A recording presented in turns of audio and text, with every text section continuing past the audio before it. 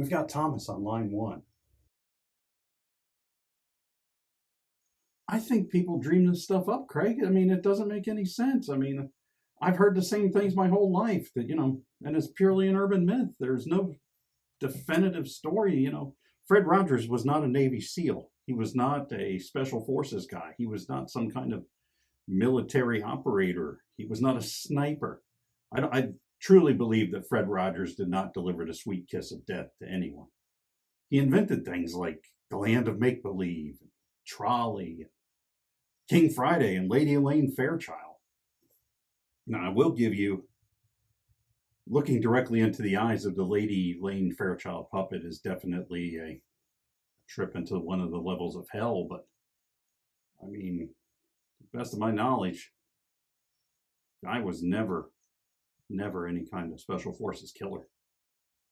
I heard that too. I think it's like an urban myth because I've heard something similar about the guy who played Captain Kangaroo. It is weird how those things get started and they become like a collective. I mean, those things were around even before the internet.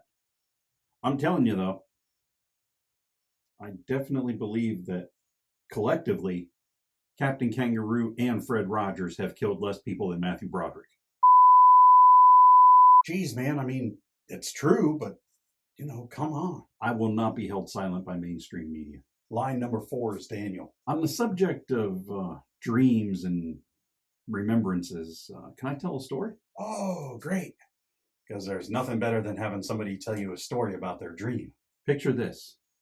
Pittsburgh. Myself, Gigi Allin, and Fred Rogers. Who? What? Wait, no. Now, the first thing we did was we all met up and we headed down to the theater district to see a burlesque show.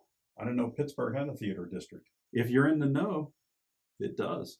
Well, now I've got to know, what play did you guys go see? Memory serves correctly, it was O Calcutta. Isn't that one a bit of a, let's say, sexy show?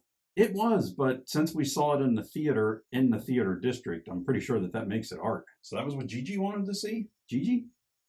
No. That was Fred's choice. You telling me Fred picked that? Yeah, he said King Friday wanted to see it. That doesn't make any sense at all. Well, it was kind of fall, early winter time, so he had this long trench coat thing on, and he had the puppet down in the pocket. That's weird. Did you see that? It was down at the bottom of the screen. It was like it came up and going. I don't know what it was. No, what? Like it was like something was. Never mind. So you three are at the play. Yeah, it was a great play. I think we all enjoyed it. Even King Friday.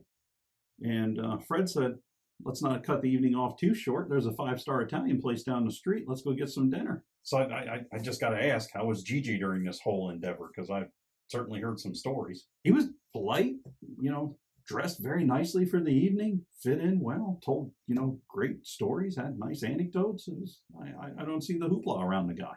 But still, how did he and Fred know each other? I'm not positive, but I want to say that they used to use the same livery service.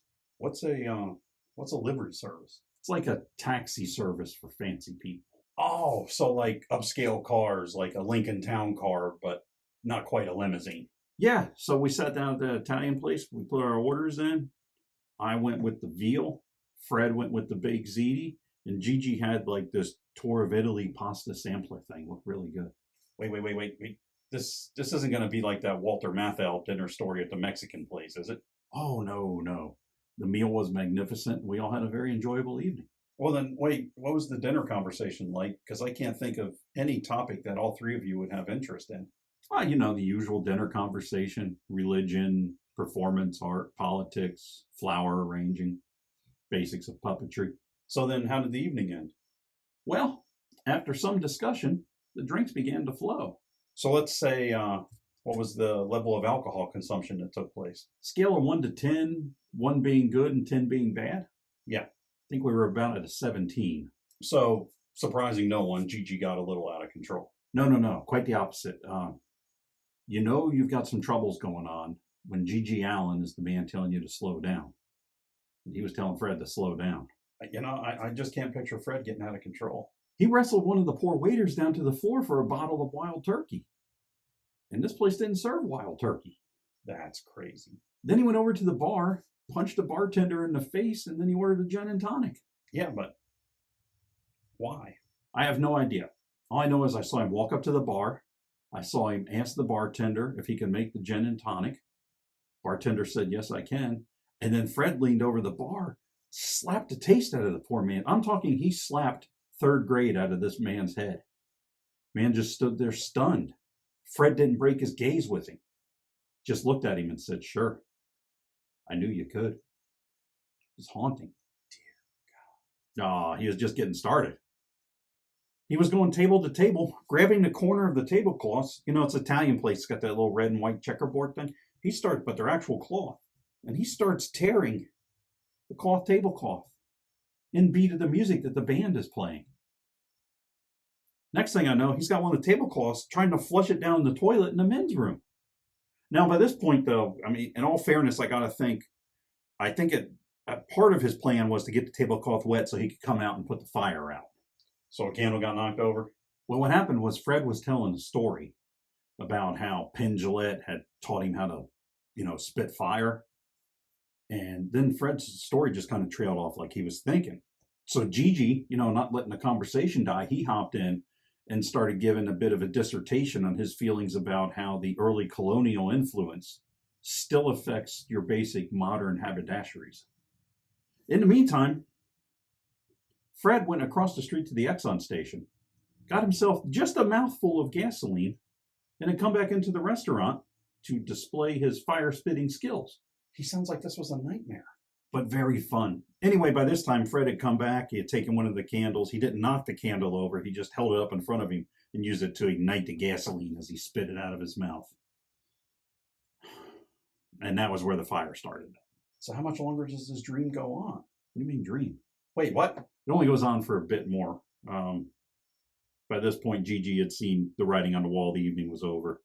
He went around, passed out some big fat tips to everybody that Fred had, let's say, interacted with during the evening, kind of as a peacemaking. Well, with everything that went on, that was pretty considerate of him, I'd say. Well, sort of. It did come to light that he took a shit on the table before he left. That is actually the only part of the story that still tracks. Sometime remind me to tell you the story of the night that myself, Charles Bronson, and Charles Nelson Riley all went to the premiere of The Crying Game. That one's a hoot. Well, we're running a little short right now. Maybe you could tell us about that dream another day. Dream? What? What?